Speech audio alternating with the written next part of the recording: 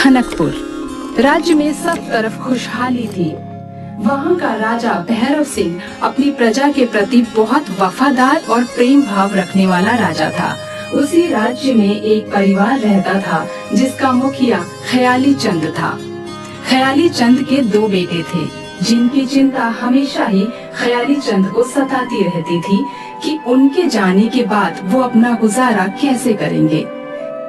एक दिन ख्याली चंद ने अपने दोनों बेटों की बुद्धि परीक्षण की बात सोची और अपने पास बुलाया। पिताजी, आपने हमें बुलाया?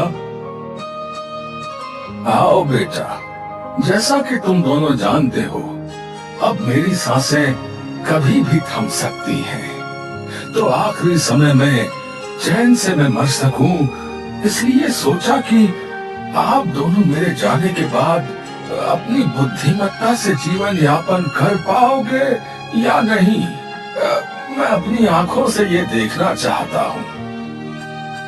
पिताजी, अगर आप बुद्धि परीक्षण या कुछ इससे संबंधित कार्य करने को कहोगे तो मेरा ख्याल तो मन से निकाल दीजिए, क्योंकि मैं तो अपनी पहलवानी में ही खुश हूँ। और दिमाग का प्रयोग ना पिताजी, आप छोटे से जो बन पाए वो करवा लीजिए। और ये बोलकर चमन अपना मुद्गल उठाकर अखाड़े में जाकर व्यायाम करने लगा।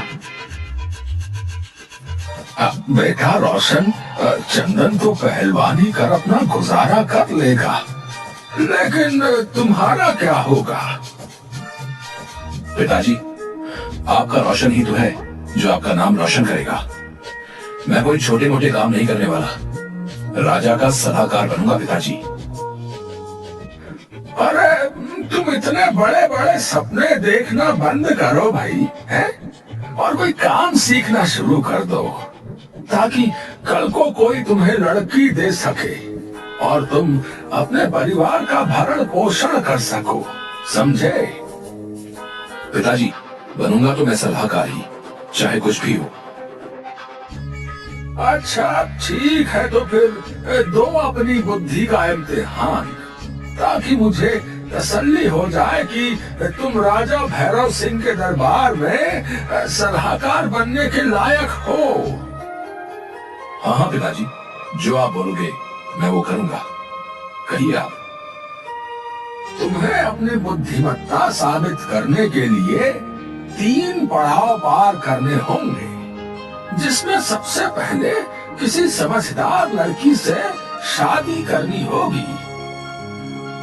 उसके बाद क्या करना होगा पिताजी?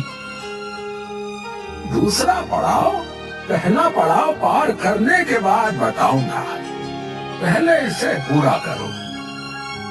जैसा आप कहें पिताजी। और घर से बाहर निकल जाता है। अब देखता हूँ बिना काम काज के शादी कैसे रचाता है, सब अकल ठिकाने आ जाएगी। इधर रोशन राज्य के एक जमींदार के खेत में काम कर रही कुछ औरतों को देखकर, आपसे एक बात करनी है, बहुत जरूरी। जी बोलिए, क्या बात करनी है? मेरा नाम रोशन है और मैं पास ही में रहता हूँ। आपसे शादी करने का प्रस्ताव रखना चाहता हूँ। शादी का प्रस्ताव? हाँ, आप क्या काम करते हैं श्रीमान? मैं राज दरबार में सलाहकार नियुक्त होने वाला हूँ। क्या? अपनी हालत देखो पहले, कुछ भी बोले जा रहे हो। राज दरबार में सलाहकार? चलो निकलो यहाँ से, हमें काम करने दो। बड़ा आया शादी करने वाला। और सब औरतें हंसने लगती हैं।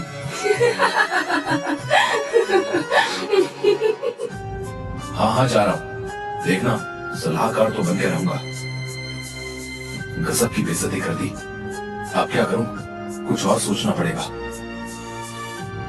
हाँ, ये सही रहेगा, घी टेढ़ी उंगली से निकलेगा। रोशन अपने एक दोस्त के पास गया जो उसी राज्य में जोहरी का काम करता था। कैसे हो दोस्त? आओ रोशन, बहुत दिन बाद दिखे आज। बताओ क्या काम पड़ गया आज? अरे काम कुछ नहीं, बस ऐसे ही। भाई बचपन से जानता हूँ तुझे, अब बता दे। अरे मुझे कुछ सोने के सिक्के चाहिए, जो तुम्हें शाम तक वापस लौटा दूंगा। अच्छा, शाम तक लौटा भी देगा? ऐसा क्या करेगा भाई? वो बाद में बताऊंगा यार। तेरे लिए भाभी लाने का विचार है। बस कर, बड़ी बड़ी मत हाँक। ये ले, लेकिन शाम तक लौटा देना। रोशन वहाँ से सिक्के लेकर एक पनघट पर जा पहुँचा और वहाँ उसने देखा एक सुंदर सी लड़की पानी भर रही थी और रोशन उसके सामने से गुजर गया और एक एक करके सोने के सिक्के गिराता जा रहा था। अरे हाँ, इस बेचारे राहगीर की कमाई तो गिर रही है, मुझे इसे बताना चाहिए।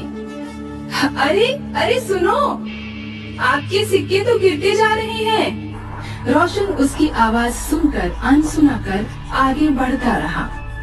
लड़की दोबारा चिल्लाई, अरे भाई रुको, अरे सुनो, सिक्के गिर रहे हैं आपके। भाई सुनकर रोशन गुस्से से रुका और बोला, क्या है? कौन हो तुम? भाई मत कहो मुझे, समझी? अजीब इंसान है, एक तो मदद कर रही हूँ, ऊपर से मुझ पर ही चिल्ला रहा है। हाँ? क्या खाक मदद कर रही हो? मेरी सारी मेहनत पर पानी फेर दिया। अच्छा जी, उल्टा चोर और कोतवाल को डांटे। हाँ? और नहीं तो क्या, पूरे 2 साल बाद मुझे पसीना आता है, जो गिरते ही सोना बन जाता है। अभी बस मुझे पसीना आना शुरू ही हुआ था कि तुमने मुझे टोक दिया। क्या सच में? ऐसा है तो तब तो तुम बहुत ही अमीर इंसान होगे। हाँ?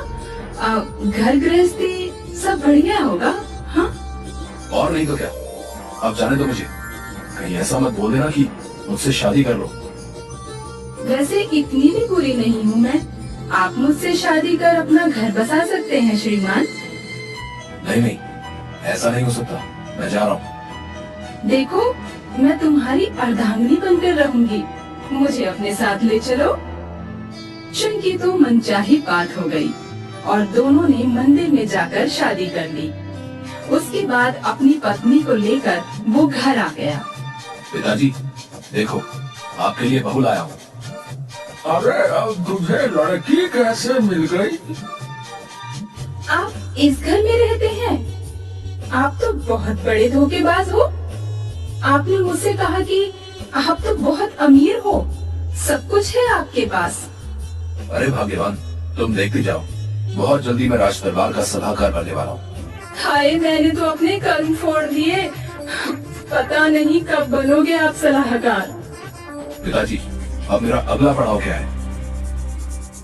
बेटा, पहले पड़ाव में तो तुमने लड़की को बहला फुसला कर शादी कर ली और पूरा कर लिया। अब दूसरा पड़ाव ये है, कुछ दिनों से हमारे राज्य में डकैती की घटनाएं बहुत बढ़ गई हैं। तुम्हें उन डकैतों का लूटा हुआ सामान यहाँ वापस लाना है। क्या पिताजी, आप मरवाना चाहते हैं क्या मुझे? उन डकैतों से तो बड़े भैया भी पिट कर आ गए थे, मैं भला कैसे उनका सामना करूंगा? वो मैं नहीं जानता, तुम और तुम्हारा काम। रोशन पूरे राज्य में उन डकैतों के बारे में छानबीन करता है और एक दिन अंधेरे में घर वापस आते हुए शमशान घाट के पास कुछ आवाजें सुनाई थी। रोशन ने चोरी छुपे वो आवाजें सुनी। अरे उस्ताद, सबसे बढ़िया जगह है ये।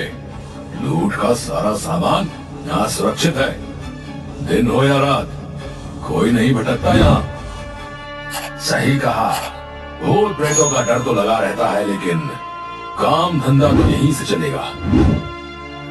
अच्छा, तो सारे डकैत रात को यहीं रुकते हैं। अब माजरा समझ में आया।